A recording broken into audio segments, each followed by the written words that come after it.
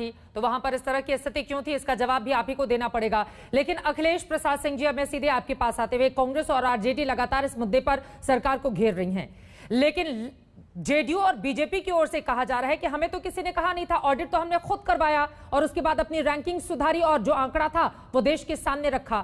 तो इस बात में तो सच्चाई है ना कि खुद से ही उन्होंने आंकड़ों को दुरुस्त किया।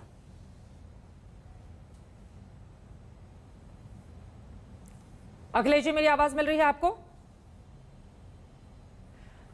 चलिए, यही सवाल मिल रही है। अच्छा जी, आपसे ही सवाल था मेरा। बिल्कुल, वो कह रहे हैं रैंकिंग सुधार दी, रैंकिंग को छोड़िए, हमने आंकड़ों को दुरुस्त किया और अपनी कमियों को दूर करने की कोशिश की गई है अभी जो तथ्य सामने रखे हैं उसके जरिए।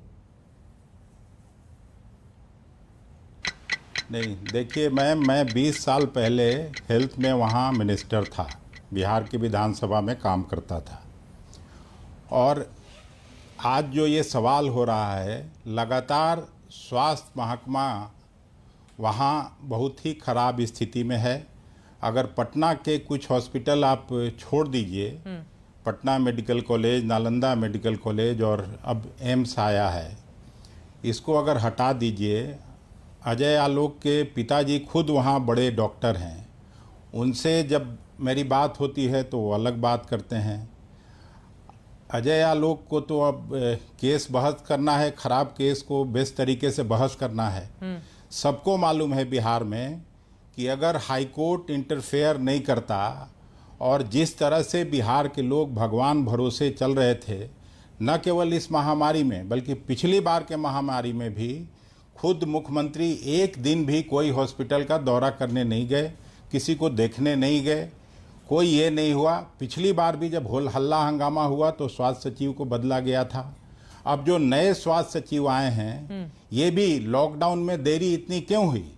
जब तक हाईकोर्ट की फटकार नहीं लगी बिहार सरकार को, और इन्हें वे अगर कहा जाए कि हाईकोर्ट ने जबरदस्ती लॉकडाउन भी कराया, ठीक है, और न तो वहाँ दवाइयाँ उपलब्ध थी किसी के लिए, चाहे वो रेमडेसिविर हो या जो दूसरी अपनी बात को आगे बढ़ाइएगा। आपने कहा कि दरअसल हाईकोर्ट की फटकार लगी तब जाकर नींद टूटी है वहां पर सरकार के। इसी सवाल के साथ मृत्युंजय तिवारी जी, आप भी अपनी बात रख दीजिए, क्योंकि लालू यादव जी का ट्वीट आया है, तेजस्वी यादव का ट्वीट आया है, लेकिन इन सब के बीच ये तो महत्वपूर्ण है ना कि सरकार ने खुद से ही ऑडिट करवाया, जबकि किसी दूसरे राज्य ने इस तरह की तस्वीर तो देश के सामने रखी नहीं। तो इस पर तो आपको तारीफ करनी चाहिए बिहार सरकार की।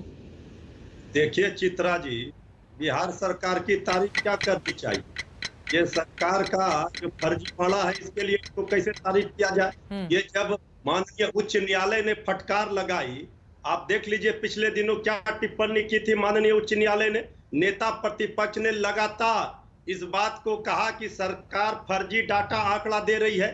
पिछली बार कोरोना जांच घोटाला भी इसी बिहार सरकार के अंदर हुआ था, इस बार कोरोना के मौत का घोटाला सामने आया है। ये सरकार का तो ऐसा कारनामा चित्रा जी आया, राज्य के सबसे बड़े अस्पताल पीएमसीएच में मुर्दा को जिंदा और जिंदा को मुर्दा किया गया। ये सरकार का ये कारनामा है। अब जब सरकार ही फर्जी है तो ये फर्जी डाटा आंकड़ा ही देगी, इससे ज्यादा की उम्मीद हम लोग नहीं कर रहे हैं। और हम दावे के साथ कह रहे हैं, अभी भी ग्रामीण इलाकों में सरकार ने जांच नहीं की है। कोरोना से बहुत सारे लोगों की मौत हुई है, उसका आंकड़ा तो आना बाकी है। इसलिए नेता प्रतिपक्ष ने कहा है कि 20 गुना ज्यादा मौत और हुई है। अब सरकार कह रही है 4 लाख मुआवजा। अब आप अगर 4 लाख मुआवजे की बात कर रहे हैं, इसका मतलब इसमें भी आप घोटाला कीजिएगा। या तो पहले सरकार गलत थी, या अभी जो दलील दे रही है अभी गलत है। किसी भी परिस्थिति में ये सरकार की दलील गले के नीचे नहीं उतर रही है। सरकार एक्सपोज हो गई है, पूरी तरह से अपनी नाकामी पर पर्दा डालने का प्रयास कर रही है। क्या अपनी नाकामी पर पर्देदारी की ये कोशिश है अजय आलोक जी? अब डिबेट को ओपन करते हुए एक दूसरे के